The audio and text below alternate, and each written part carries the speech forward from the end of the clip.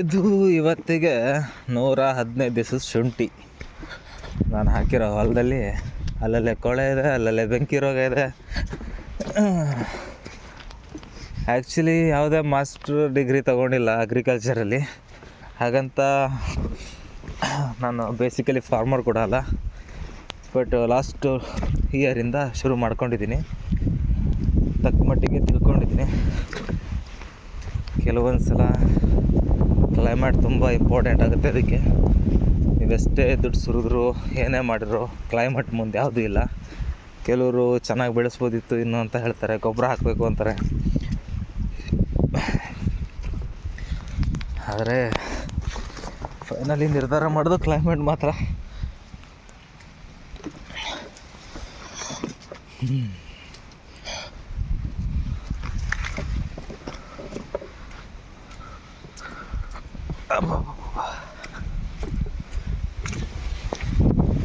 ಎಲ್ಲ ಕೊಳೆ ರೋಗ, ಕೆಂಪು ಕೊಳೆ, ಕರಿಬೇವಿನ ಗಿಡ ಬದದ ಮೇಲೆ ನಡ್ಕೊಂಡು ಹೋಗೋದು ಅಷ್ಟು ಸುಲಭ ಇರಲ್ಲ ಮಳೆಗಾಲದಲ್ಲಿ. ನಡಿಲೇಬೇಕು, ಔಷಧಿ ಹೊಡಿಲೇಬೇಕು. ನೀವು ತಿಂತಾ ಇರೋ ಎಲ್ಲ ಒಂದು ಫುಡ್ಡಲ್ಲೂ ಕೂಡ ಎಷ್ಟೊಂದು ಕೆಮಿಕಲ್ಸ್ಗಳನ್ನು ಯೂಸ್ ಮಾಡ್ತಾನೆ ಇರ್ತಾರೆ ಎವ್ರಿ 15 ಡೇಸ್ಗೊಂದ್ಸಲ.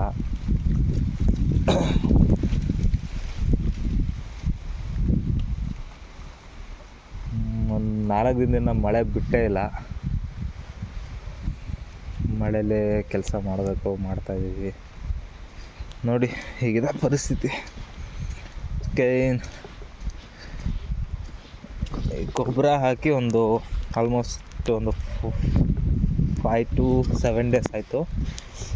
ಮೊದಲಿಗೆ ಕಂಪೇರ್ ಮಾಡಿದ್ರೆ ಸ್ವಲ್ಪ ಪರವಾಗಿಲ್ಲ. ಇವಾಗ ಸ್ವಲ್ಪ ಕೆಲವು ಕಡೆ ಹೈಟ್ ಆಗಿದ್ದಾವೆ, ಇನ್ನೂ ಹೈಟ್ ಆಗಬೇಕು. ಇಲ್ಲೆಲ್ಲ ಇನ್ನೂ ಪ್ಯಾಚಿ ಇದೆ, ಕಂಪ್ಲೀಟ್ ಬರಬೇಕಿಲ್ಲ ಇನ್ನು ಗಿಡಗಳು. ಸೊ ಇಷ್ಟೊತ್ತಿಗೆ ಆಲ್ಮೋಸ್ಟ್ ಕೆಲವ್ರು ಏನು ಹೇಳ್ತಾರೆ ಅಂದರೆ ಕೂಡಬೇಕಿತ್ತು ಅಂತಾರೆ. ಬಟ್ ಹೋದ ಸಲ ತುಂಬ ಬರೋಬ್ಬರಿ ಬೆಳೆಸ್ಬಿಟ್ಟು ಕೊಳೆ ಜಾಸ್ತಿಯಾಗಿ ಹಬ್ಬಿ ಲಾಸ್ ಆಯಿತು. ಸೊ ಹಾಗಾಗಿ ಈ ಸಲ ನಾನು ಜಾಸ್ತಿ ಫೋಕಸ್ ಮಾಡ್ತಾಯಿಲ್ಲ, ಗಿಡಗಳನ್ನು ಬೆಳೆಸಿ ಜಾಸ್ತಿ ಇಳುವರಿ ತೆಗಿಬೇಕು ಅಂತ. ಮಿನಿಮಲ್ ಬಡ್ಜೆಟು, ಮಿನಿಮಮ್ ಇಳುವರಿ, ಮಿನಿಮಮ್ ರಿಸ್ಕ್ ಅನ್ನೋ ಥರ ಪ್ಲ್ಯಾನಿಂಗ್ ಇದೆ ಈ ಸಲ. ಇದೆಲ್ಲ ನೋಡಿ ಮೊನ್ನೆ ಹಾಕಿರೋದು, ಮತ್ತು ಬ್ಲೀಚಿಂಗ್ ಪೌಡ್ರು ಅಗೇನ್ ಮತ್ತೊಂದು ಕೆಮಿಕಲ್ ಹಾಕಿರೋದ್ರಿಂದ ಅದು ಅಲ್ಲಿಗೆ ಸ್ಟಾಪ್ ಆಗಿದೆ. ಮಳೆ ಶುರುವಾಯಿತು. ಕೆಲಸ ಮಾಡೋದಾ, ಮಳೆಯಲ್ಲಿ ಕ್ಯಾಮ್ರಾ ಹಿಡ್ಕೊಂಡು ವ್ಲಾಗ್ ಮಾಡೋದಾ ಒಂದು ಅರ್ಥ ಆಗ್ತಾಯಿಲ್ಲ. ಅಯ್ಯೋ, ಅಡಿಕೆ ಹಾಡ ಕಳಿಸ್ಕೊಂಡು ಶುಂಠಿ ಮೇಲೆ ಬಿದ್ದಲ್ಲಪ್ಪ.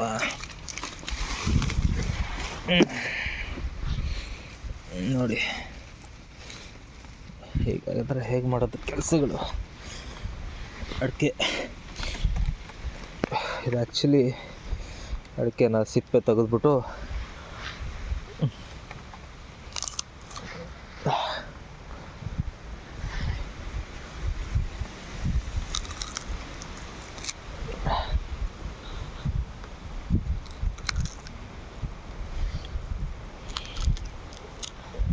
ಬಾಯಲ್ಲೇ ಕಡಿತಾ ಇದ್ದೀನಿ ನಿಮಗೆ ತೋರಿಸ್ಬೇಕಂತ.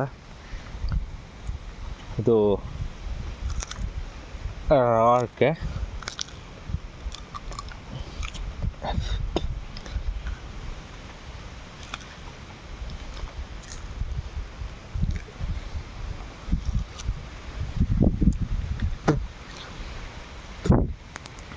ಇದ್ರ ಒಳಗೆ ಅಡಿಕೆ ಇದೆ, ಇಲ್ಲಿ ಕಾಣಿಸ್ತಿದೆ ನೋಡಿ.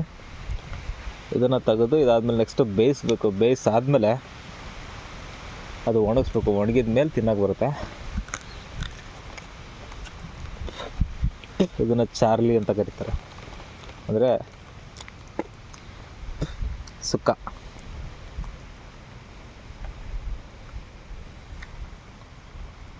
ಕಡಿಯೋಕ್ಕೆ ಬರಲ್ಲ, ತುಂಬ ಗಟ್ಟಿ ಇರುತ್ತೆ. ಅದು ಬೆಂದ ಮೇಲೆ ಸ್ವಲ್ಪ ಸ್ಮೂತ್ ಆಗುತ್ತೆ.